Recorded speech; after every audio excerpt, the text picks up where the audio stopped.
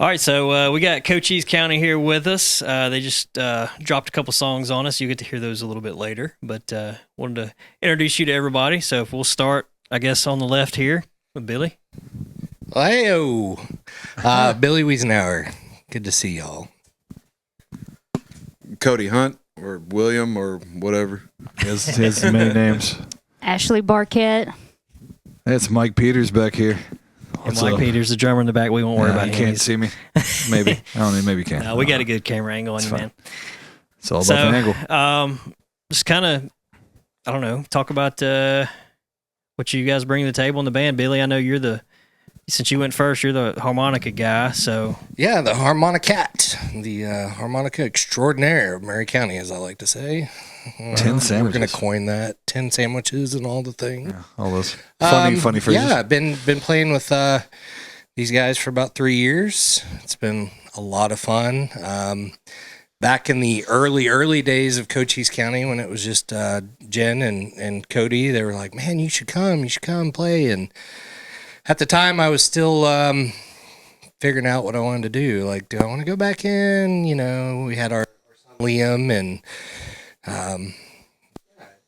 I missed it. There was a hole in my soul that I needed to fill, and getting back to doing what I love was absolutely amazing. So very, very happy to be here with these guys, and how we've grown and kicking butt and taking names. Had a lot of fun. Right on, man. Right on. I'm Cody, founding member. I started the band with Jennifer Lee, and she's moved on to doing other things now, but I'm gonna keep it going. We started out just the two of us during COVID on the carport. We were just killing time, and her boyfriend, who used to play bass for us, he's also moved on with another band now. They're doing fantastic. He was like, you guys really should start playing out. And I was like, at first I had my hesitations about it. I wasn't sure that was something I was really into. And then she called me one day and was like, hey, I booked us a gig, and just sort of forced my hand into it. Was that a bad idea? Yeah, it was the bad idea one. It was shortly after that we started talking to you about it. Right on. I didn't start out like a radio announcer like you, though. Yeah, sorry. But yeah, it's my passion project. I'm glad that we're still going on. We're just out here having fun, doing our thing. So you're the kind of the main guy here. You're the guitar player and the singer. Do you do majority of the writing, or is it a group thing, or? It's definitely become a group thing. Like, we all kind of bring our own things to the table, but then we all have our own say-so in each song. The way that I like to do it, the way that I like to do it is everybody has their own creative freedom with the songs. I don't tell anybody what to do or anything like that. Like, I want it to be, I took a note out of Sturgill Simpson's book. He lets his band do what they want to with what he brings to the table. And that's kind of what we all do. Like, everything that you hear coming from us is a combination of all of us. Right on. Right on. Nobody really takes the lead. Totally understand that. I always tell my guys, do what you want, but if it sounds wrong, I'll tell you. Yeah, I want these guys to have creative freedom. If something sounds out of key, or it's all constructive. But definitely. So I totally understand that. It's really cool. Yeah, I keep open creative freedom for everybody. Absolutely. And Absolutely. That's the way I like to run it. Because then you're getting something that's truly organic from all of us. Absolutely. So hand it to the new girl. So I'm Ashley. I play bass. Started out in Huntsville. I'm originally from Huntsville and moved to Columbia about 2 years ago. And my wife introduced me to the band, and I decided to join. I've enjoyed writing the bass lines for the songs. I think one of my favorite parts was when we were writing Appalachia, and they, said, hey, listen, we got this jam. What do you think you can do with this? And I said, well, what kind of vibe do you want? And Billy was like, well, just think about it. We're in Appalachia, and we're in this bar, and it's really smoky, and you can't really see, and some guy's got a cowboy hat on, and he's drinking whiskey. And I was like, that's just what you need, man. I'm in. It's like every show in Columbia, isn't it? You have to tell me twice. I'm in. So you're new to... Oh, yeah, that's right. Billy was telling me about that. Rocket scientist. Yeah. So is that part of your, when you were in Huntsville? Is that, did you do that kind of stuff in Huntsville? I know that's a big Rocket City or whatever. I've been doing it for about she- 20 years in Huntsville. I still work there. I just don't go in as much as I used to. Okay. About once a week and work from home. So Gotcha. So how long have you been with the band?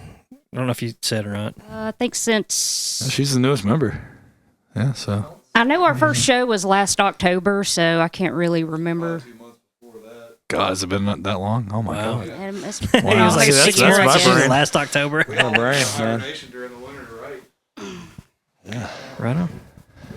It's good to see y'all back out doing it. I know y'all had a little lineup change and took a break and whatnot, and it's good to see this lineup getting together. And I've known Billy a long time. Probably 2010, I think. So going on 15 years, and I met Billy at the bowling alley doing songwriters nights when he's playing acoustic guitar and singing songs he wrote, and just try to be encouraging to him. And Yeah, no, appreciate that, because that honestly, that helped me kind of break out of my mold and get more comfortable being out just in front of people, because at the time I was so green, just oh yeah, I'd started I think in 2008 with a buddy of mine, Clint Zimmerman, in Indiana, Yeah. when I was living there for a short spell, and he was a way better guitar player and singer than I was, and I was like, man, but we vibed so well. Like, our friendship was great at the time, and everything was awesome. I was like, we should start a band, but I don't know what to do. And he's like, I think we were sitting at my cousin Matt's house. He goes, I see a harmonica sitting over there. Why don't you pick that up? And I'm pretty sure I was in the wrong key for the first 2 years we played. He said, you kind of suck, try this. Yeah. I was like, oh, I blow too. There's all the jokes, by the way. Don't do blowing that, for kids. money. Don't do that, kids. Leave that in, by the way. Yeah, and it just kind of evolved from there, and I got more confident. And then when I moved back home, met up with you and David West, and we had a cool little thing going at the bowling alley with the open mic. And man, what was it? Pat Hunter. Pat, yeah, He Pat started Hunter. it, yep. Yeah, that guy was great too. Just watching him play, and Mary, I think was his wife Mary. Her Mhm. name Mary, yeah, Yep. Pat and Mary. It You got it. was a lot of fun.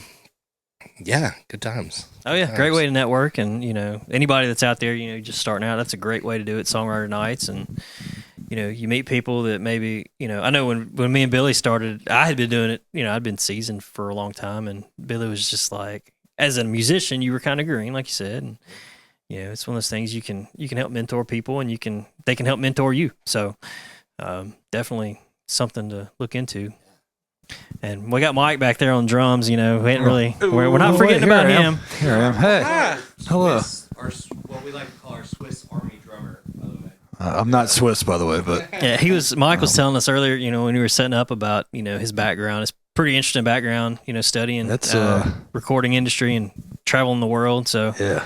Hey, it's me. I'm native Colombian, from here. Grew up playing music, everything from church to like all my friends growing up. Like, everybody played music. Like, it was a very music driven town, even though there was no venues for us to get it out. We just got in the basement somewhere, some dingy, moldy basement, and played music, and that's what got me into it.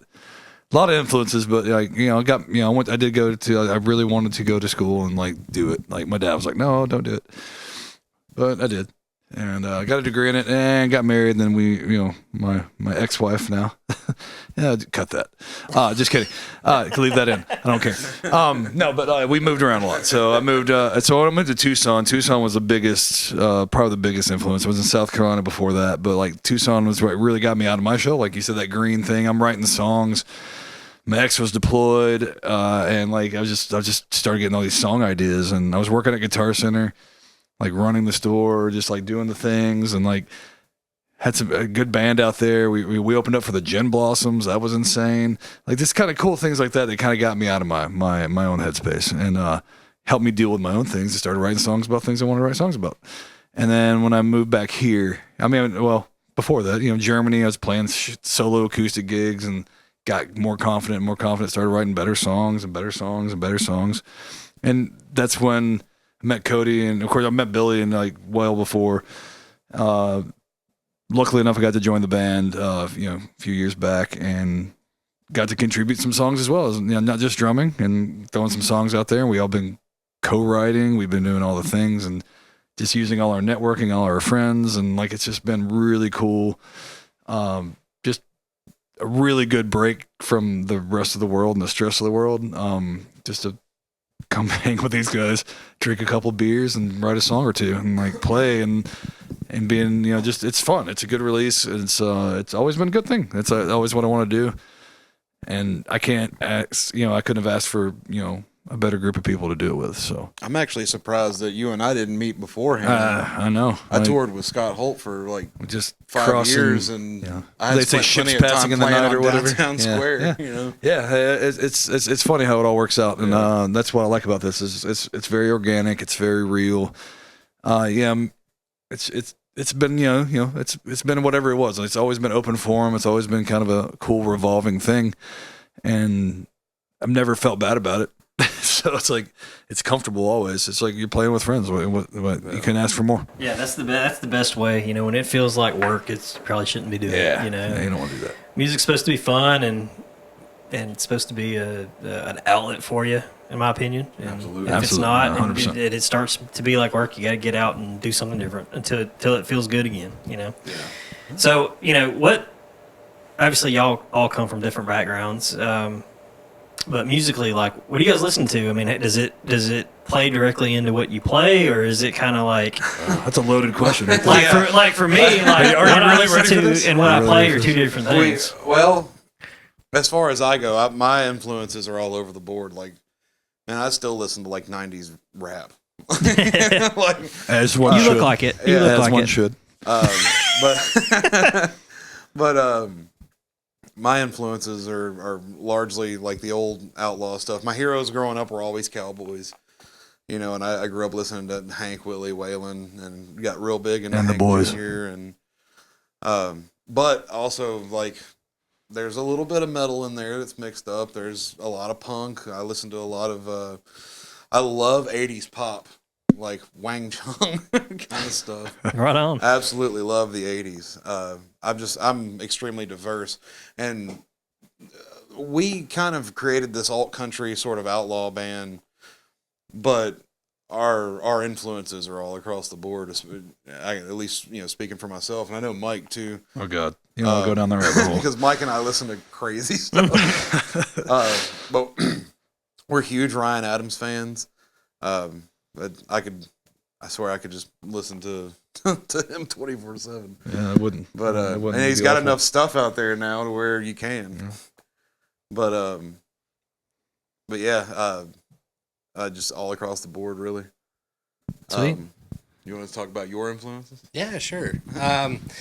Yeah, for me, same. And I just wanted to mention too, I didn't want to forget it, but just kind of backtrack for a hot second. I'm sorry, but in between like you and I meeting and getting to do all those things, and before joining these guys, I got to meet and become great friends and bandmates with Palm and the Cypress, Bard and Zoe, which were amazing folks, and they're out in New Mexico. Bard's doing his thing, killing it, like album after album after album. He's doing fantastic out there. So I wanted to give them a mention because it was very important timeline for me as well, leading up to when we had Liam. So, but yeah, for me, influence wise, my dad is, it's, I owe a lot to him. I remember he was part of the CD clubs, like pay a penny and get 25 CDs, back in the day. probably And still owes if the money. anybody that listens to this doesn't know what a CD, it's a compact disc. We'll just get that out there. They're kind of going I can away, remember when but- those were tapes, right? cassette tapes. 8 tracks at home. Yeah, I mean, we can go. That's a whole nother podcast, I'm sure. But yeah, Dad had everything from Rammstein to 38 Special and in between, and I just it was amazing the collection that he had that he turned me on to. I listened to a lot of Jethro Tull, like 38 Special, everything talking. in between. Mom was big on country too, so like Garth and Reba, all the '90s, Chris Ledoux, everybody that were killers. So I did the same thing. I had a lot of the Cash and everybody influence of that era, and then meeting Bart and Zoe, and just to kind of come back to that, he introduced me to like Doc Watson and all the like old school blues stuff, and I really dove deep into like 50s, 60s, Muddy Waters, Little Walter, Lightning Hopkins, all those guys that were there, and I just wanted to mimic that sound, and I was just like, I fell in love with it. I think that's deep in my soul. But getting to do this project now, I'm tapping into other areas of what are we doing? Awesome. And just like finding different keys and different signatures, and just being able to broaden it even further is great. It's never stagnant for me, so it's great. And yeah.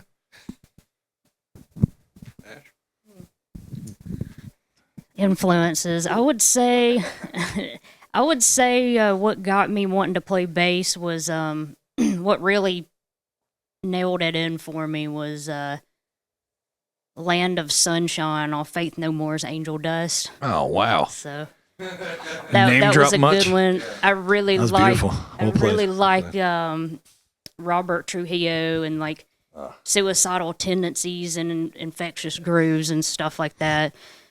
I think my childhood hero is Shawnee Zolt from White Zombie. So I have like in my music room there's autographed pictures of her. But I get into a lot of metal. I like trip hop, like Massive Attack and Portishead, Radiohead, well, you just- stuff like that. So Now it all makes sense. yeah. Now it all makes sense. I knew that, but it still makes sense. Lamb of God, Gojira, Nine Inch Nails. I mean, See, it's all everything it's across all over the board. place. Yeah. Right on. Oh, Mike? you don't even want to know. No, just kidding. He's gonna say I Wham. grew I up know it. actually. He's I gonna grew say up, Wham. like I said, growing up here. My dad was the chief engineer at WKRM, the radio station downtown Columbia, and we lived a few blocks away. So that was my earliest memories. Were if we weren't in church, the radio was always on because we had to hear. I actually wrote a song about that, which maybe another podcast, maybe another day, but. I was at the radio station all the time, or we were listening to the radio all the time. So I was listening to 50s, 60s, like either country or like all the Motown to Beatles, Led Zeppelin, the whole nine. Dad was a big Zeppelin and Beatles and Pink Floyd fan, so listened to that to vinyl and like just that's what really was the first influences. And then like 90s alternative and grunge, whatever you want to call it. That was when I was growing up. That was my 100%. It still is 100% my jam. But it's all over the place, like 90s rap to. I mean, if you want to listen to opera right now, it's probably you listen to my playlist right now. I swear you think I'm a crazy person because it just skips around. It might be like Calexico to it'll jump to Snoop Dogg, then it'll snip to whatever. It's like it's all over the place, like which is great. But like that's just me. Like if it feels good, then that's what I roll with, and I don't care what anybody thinks. Honestly, big Pumpkins fan, like Smashing Pumpkins, Radiohead is like big influences. Ryan Adams, 100%. Pete Yorn got me into write. All those guys got me into writing songs, and like just made me feel good. And that's what it's all about. Music should make you feel good, and it doesn't matter what it is. So to me, it was just an early influence of my dad, and listen to that Cash and I got Waylon Jennings on my shirt if you can see it, but like it's just all over the place. It doesn't matter. Like it's seriously, it's a weird playlist if you ever go down that road with me. We'll sit down on the couch one day and it'll be fun. But yeah, that's just the biggest for me. And then like just getting me out of my shell and like what makes me feel comfortable, and that's what everybody should do. I think when you're eclectic like that, like all you guys are, it brings something interesting to the table when you get together because some light bulb may go off in somebody's head that Nine Inch Nails did this or something, and you bring it into this style of music, and it, that's where your individuality shows as a group, and I always think that's cool. That's also something that we're trying to take like a unique approach to. Like, yeah, we're an alt country band, not unlike like Uncle Tupelo or Whiskey Town, but like there's other stuff that we do that we love, and so we're kind of like making this hybrid thing. There's no sort of conformity Like there's some stuff that we're working on right now that could straight up be on a Tool album, but we're gonna put a little bit of a country spin on it because it's we're Cochise County and that's just our thing. Yeah, you got to fit in your box a little bit. Yeah. You don't ever want to get alienate what you're actually doing, but Right. you got to be true to who you are too, and experiment as well. It's finding that happy balance. I feel like Let's do what makes you happy. That's the best part. And that's then right. That's right. People they vibe on that. Like people like it. They hear it. And, We've covered dance hall days. It's just whatever. Like We've even done a cover of that Genuine My Pony. There you go, see. Like, nobody thinks about that kind of thing. Yeah, that's actually really popular, especially if you got a bunch of drunk old ladies out there. Yeah. Yeah. What did we get? $100 one time to do Stapleton?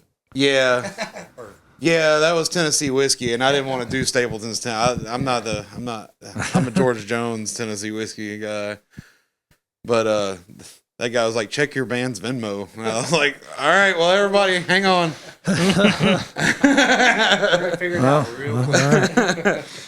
Funny thing was, we did. Yeah, we did, and it was good. Yeah, It was very good. it surprised me. It surprised me.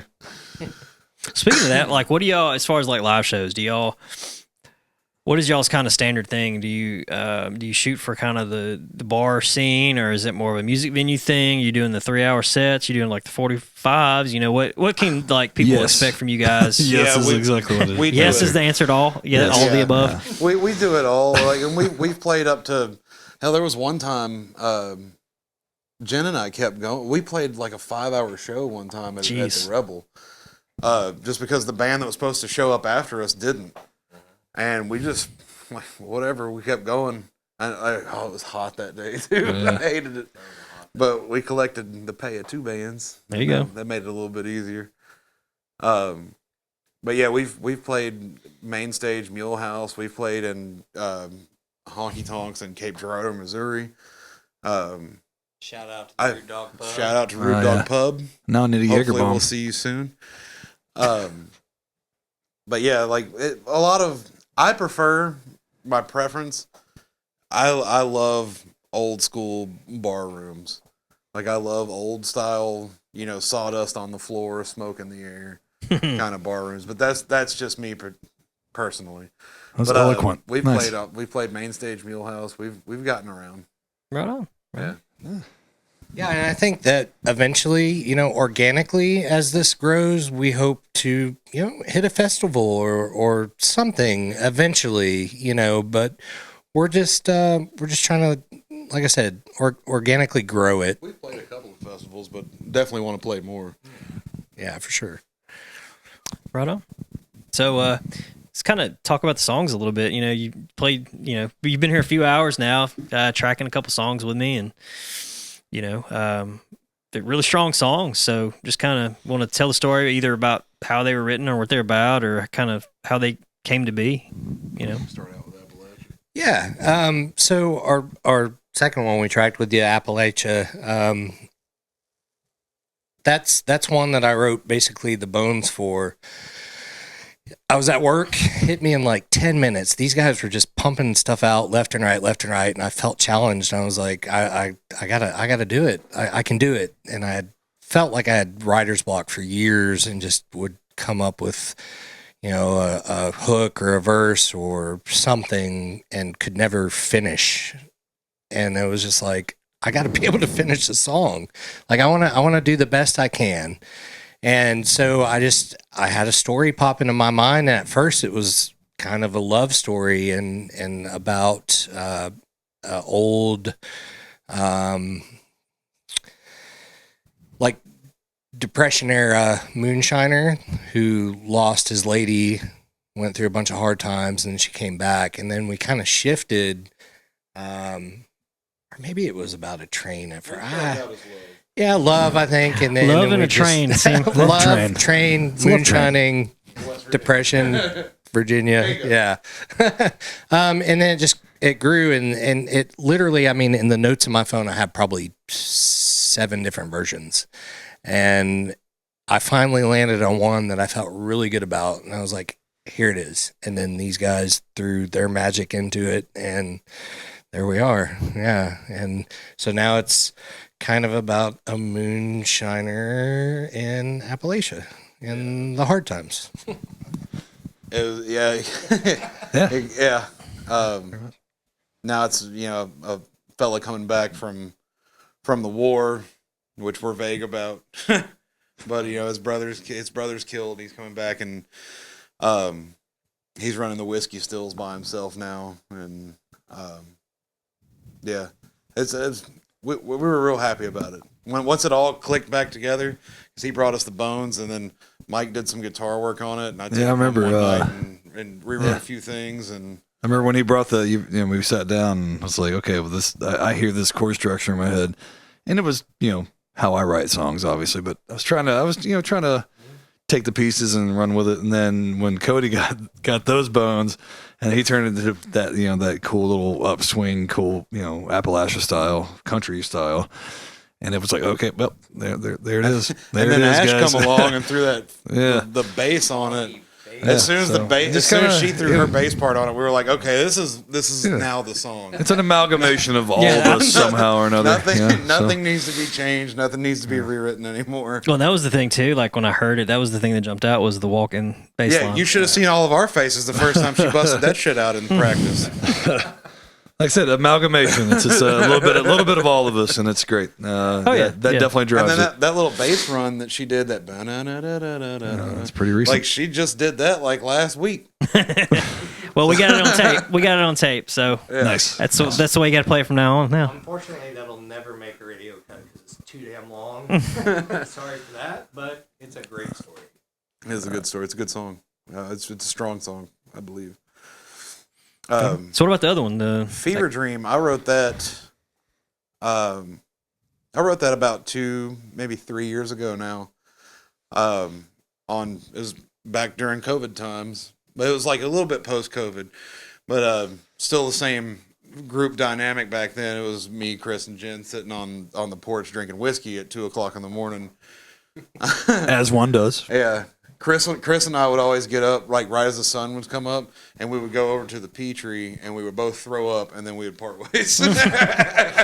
That's just like our groove every night. That's exactly what we did. We had it like clockwork. But one night, I came up with that little guitar riff, and the words come from a real personal place of mine of like. I mean, it's essentially, those night sweat, fever dream, drug come downs. And in the song, it's speaking about a particular lady who was practically the drug, There is a lost third verse. I can remember half of it. But right now, I'm cutting the song as is. Hopefully, I'll find my notes one day and I'll rewrite it. But I was curious. That song you said something about. I may say it wrong. Like ginger snaps or something. Like that's an odd. yeah, cold sweats and ginger snaps. That's like a very specific thing to mention in a song. Yeah, What's the story behind that? It's specific to the lady. Okay. Yeah. Wow. And I think I then just went to the therapist. I was listening. And I was need like, one of that's those. very specific. That's very specific. But yeah, normally I have that like little angelic chorus coming in behind it. But I really like the way that we cut it tonight. It has actually kind of brought like another dynamic to it. But like Jen and Chris called them my swirly sounds. That kind of, it's supposed to be like kind of waking up you're waking up, but you're not awake, which. That little bit of rim. Yeah, that gray spot between living and dead, and The fogginess. that's where you're looking for her, and she's not there. That's kind of what the song is. Right on. Right on. Yeah. So, you guys are my first victims with this. So I appreciate you guys coming out. What do you hope from this? What do you hope to get from this in the future, and what are kind of the plans for you guys moving forward? Well, we're gonna definitely let things organically take place. We're just kind of having fun. We don't want to force anything. You're good. Okay. Yeah. We It goes to we sleep don't every want to once in a while. force anything, because if you force things, then things become not organic any longer. And so right now we're just having fun doing what we're doing. We're going to put our stuff out there and see how the world takes it. Well, And Mike, a big thing I think from all this too is just supporting local bands, supporting local people, absolutely. getting all of our music and getting people out to see it, even if it's in this format or live. Live's a big thing. Obviously, it's like a whole nother animal. But like, getting shows with you guys, or like you were saying earlier, like it's like a chain. Like let's piggyback off each other and help each other out. Yeah, it's and then it's a like big it's making a community. big like community like it used to be. It still is. It's still there. But there's we have to help each other out. That's a big thing. I think this is a good venue for that. A good space to do so is to, hey, here's a band. You may not go to see them at this random bar or whatever because it's a Thursday or whatever. You're like, now you can look at on this format and be like, cool, wow, I never heard them before. I'm going to go check them out the next time. And then same thing, you just pass it along to the next person. That's how I really caught that when you said that earlier. I was like, that's a really cool idea. Well, and the goal with this too is you get this thing on the internet. If you're either hot or not hot in the local area, if this hits and somebody shares it somewhere, and somebody it's something. It's striving towards just getting the music out there and sharing it with people, and that's Absolutely. what we all want to do. You want to share what you love with exactly. with everybody. It's a great community too. Absolutely. We got our friends Yonder Grove, Chris's new band, Justin Bowman and the Drifters. Like, there's a lot of good people floating around out there that really don't get the attention that they really deserve. Sure, and So, of course we've played with you guys 2 or 3 times. Yeah, It's y'all are always cool that fantastic. we're so different than y'all, and y'all are so different than us. But So it we makes it get beautiful. along and we work well together as far as communicating, and we're having these conversations, and I think that's super healthy for the area and the music scene here. We got to support each other because Nashville sure ain't gonna do it for us. That's right, and. It's cool to see artists that are so different be able to work together. We've played shows and y'all have opened for us. We've opened for you guys, and it to me it's cool in that when you have different styles, if somebody's there to see one and they get it's like a sampler platter. You may not like the shrimp, but You like these crawfish? That's right. So, Billy, I know you're itching. I just wanted to touch on that. As far as like where we're going in the future, we're not going away. We're here. We hope to get an album done soon. I've been fortunate to have one out in the world with Palm and Cypress, and let's do another one. We want to get our stuff out there for people to enjoy. You're either going to love it or you're going to hate it, and we don't care either way. We're going to share it with you and hope that you love it. But if you don't, that's cool too. This is our therapy. Absolutely, and I hope you guys take from this. Good tell you on that. I asked you guys here because I appreciate what you guys do. Me and Billy have gotten along for a long time, and definitely it's one of those things like if I can ever help you guys out with anything, you just let me know. Yeah, vice versa, man. Billy's helped us numerous times on numerous things. We've done the fair for Billy and done some other things, and yeah. So I mean, those. I feel like in music, it's all about who you know, and it's about making good connections. And hopefully, this does this for y'all, and hopefully, you reach some Mercury Red fans out there that are hard rock guys or girls, and they like what you do, and hopefully, vice versa at some point, and that's how you grow. So, Yeah. Again, no problem. absolutely. Thank you. Yeah, the community is the most important thing for sure. Absolutely, and So be on the lookout, guys. and it's for all of us. Y'all got we're all any coming for you. parting words? I don't want to run this too long. It's getting late. Oh yeah, let's throw that on. Oh God, I don't know. I have to do that. Doesn't Put 'em post on the edit. spot. September probably. 27th at McCreary's. I have no idea. It's September 27th caught at me off guard with McCreary's that is our one. next one coming up. It's on the books right now. I have one in November there as well. And one in November at McCreary's. So McCreary's for everybody is in Columbia, Tennessee. It's on the square there. Great people there. Great Irish pub. Absolutely, Yeah, Natasha and the staff are wonderful. We're working on more We love 'em. as well, but it's a cool little place. I took some photos of you guys there one night, and it's a pretty little I mean, it's pretty cool. Ashley too. Can't forget them. Yeah, they're amazing. They're great. Natasha, they're just incredible people. All of If them. you follow us on Facebook at Cochise County, I'm sure we'll have more shows coming up before September 27th. That was just one of the ones that we booked because we've been working a lot recently on making more music. So we, to have stuff to bring to people right now has been our focus. So, what's the best way to reach you guys? I know we were talking outside, and you're like, "Oh, we're not the best social media guys." Oh God, but we're terrible. um, Yeah, go ahead. Billy's the businessman. Billy's the businessman. I'll take it. We do have our Instagram up now. I think it's just at Cochise County Official, and we've got our Gmail. Anybody that wants to reach out, interested in booking, whatever, send us an email at cochisecountyBandOfficial@gmail.com. It's a lot of letters. It's a lot of words, but I have faith that you can figure it Yeah, out. we'll get it. Also, Chise. yeah. I'll throw it up. I'll throw the text up.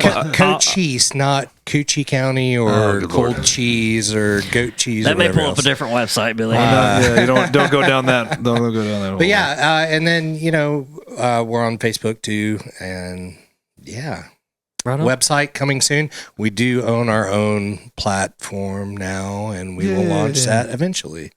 So once we get some content, we'll have that ready. But Yeah. And I'm gonna have a It's few coming. solo gigs and stuff in there, but you'll see these guys out there too. 100%. So it's all family.